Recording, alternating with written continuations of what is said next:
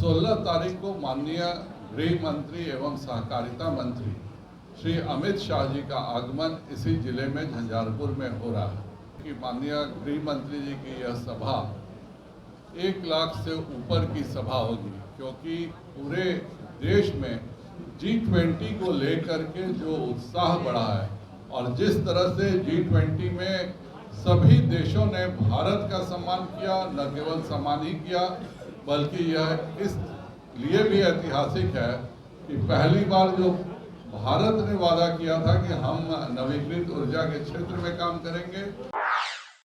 आज मधुबनी आने का मुख्य उद्देश्य है कि विधानसभा सम्मेलन हो रहा है। भारतीय जनता पार्टी के एक योजना के तहत प्रत्येक विधानसभाओं में सम्मेलन हो रहा है। आज विधानसभा सम्मेलन भी है और 16 तारीख को माननीय गृह मंत्री एवं सहकारिता मंत्री श्री अमित शाह जी का आगमन इसी जिले में झंझारपुर में हो रहा है।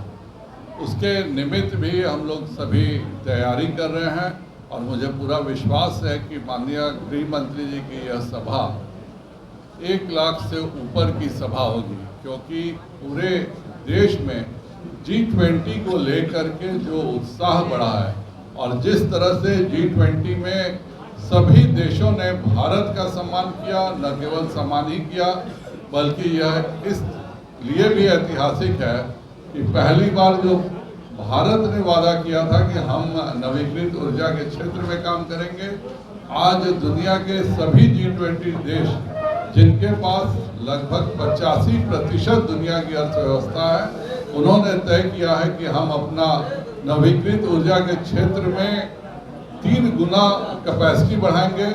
और भारत के लिए विशेष दिन भी रहा G20, क्योंकि भारत से सीधी ट्रेन यूरोप जाएगी और इसके लिए भारत, सऊदी अरब, UAE, इटली सभी देशों का सहयोग मिलेगा।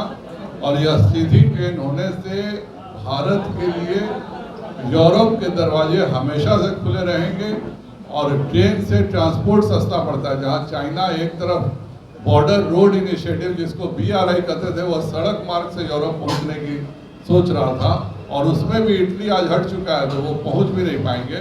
वहीं माननीय प्रधानमंत्री नरेंद्र भाई मोदी जी के नेतृत्व का देन है कि यह निर्णय हुआ है कि अमेरिका, यूरोपीय देश, सऊदी अरब और भारत मिलकर सहयोग से भारत से सीधी ट्रेन यूरोप के लिए जाएगी, जिससे भारत में बनने वाले उत्पाद यूरोप और अफ्रीका और मध्य एशिया में सस्ते दर पर उपलब्ध हो पाएंगे। जहाँ सर आप लोग एक तरफ बैठक कर रहे हैं, वहाँ नीतीश कुमार और तेजस्वी यादव भी अपने तमाम पार्टी के कार्यकर्ताओं के साथ, विधायक, पूर्व सांसदों के साथ बैठक कर रहे हैं। 2 दिवसीय बैठक तेजस्वी यादव की आज खत्म होगी, नीतीश कुमार की आज से चालू होगी। बैठक किसी भी दल का अधिकार है, लेकिन जिन दलों में उछल कूद की आदत है वहाँ कार्यकर्ताओं को भी बैठने की आदत नहीं होती है। जब दल के नेता ही उछल कूद करते रहते हैं तो कार्यकर्ता तो जाहिर बात है केवल मजबूरी में चेहरा दिखाने जाता है।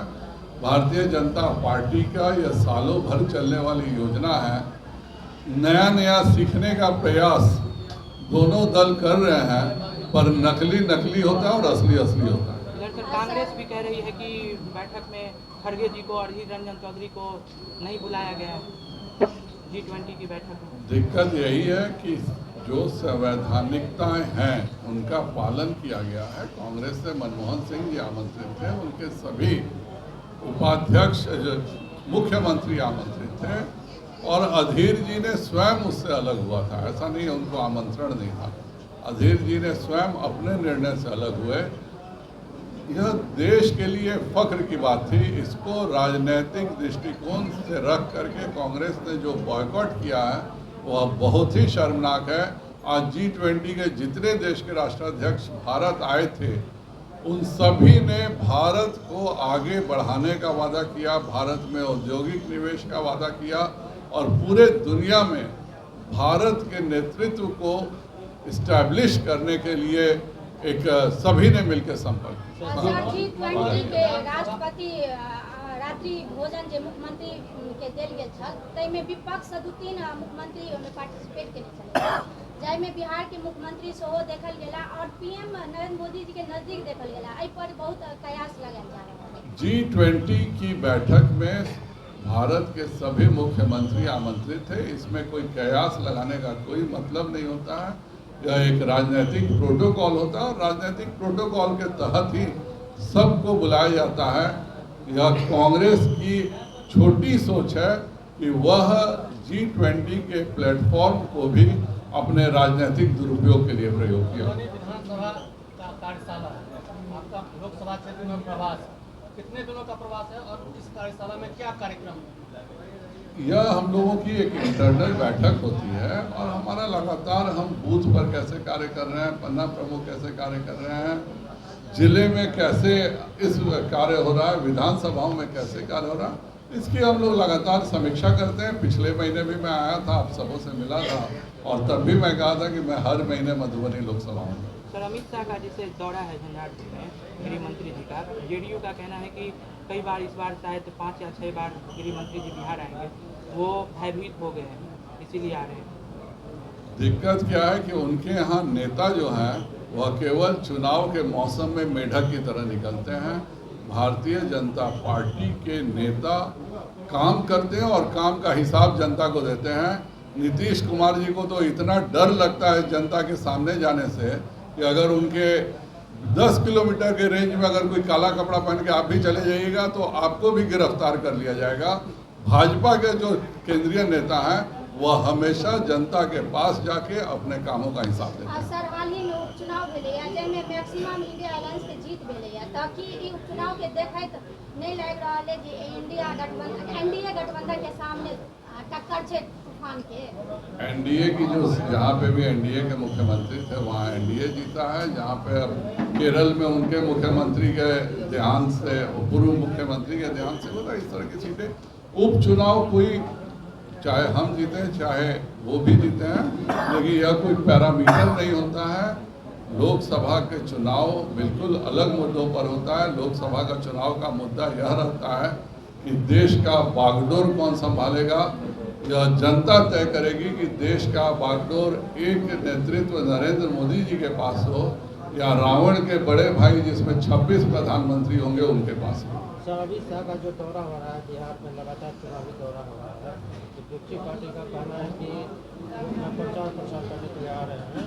जाहिर भी वायदा है, जुमला साबित हुआ है। जाहिर बात है, और बेरोजगारी वो जो भी आ रहे हैं, जितनी भी कार्य हुए हैं वह देश की जनता अच्छे से देख रही है। आप क्या किए यह भी बताइए। यूपीए के गठबंधन ने 10 साल किया, उनकी एकमात्र उपलब्धि यही है कि वह 15 लाख करोड़ का घोटाला किए। अगर इसके अलावा एक उपलब्धि है तो बता देना कि उनके समय में क्या होता था। उनके समय में बैंक के 58 लाख करोड़ रुपए मुफ्त में बांट दिए गए।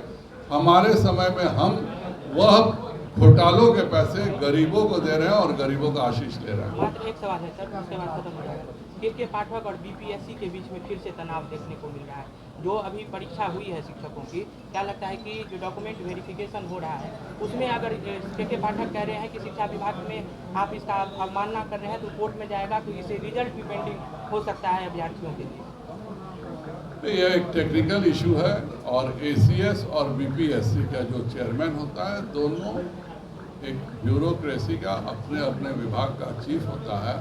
बिहार का दुर्भाग्य यही है कि चूंकि मुख्यमंत्री ही पलटी मारते रहते हैं, तो जब मुख्यमंत्री पर को ही अपने ऊपर भरोसा नहीं है, मुख्यमंत्री ही हर मिनट बदलते हैं, तो जाहिर बात है कि ब्यूरोक्रेसी इसमें छिन्न भिन्न हो ही जानी है।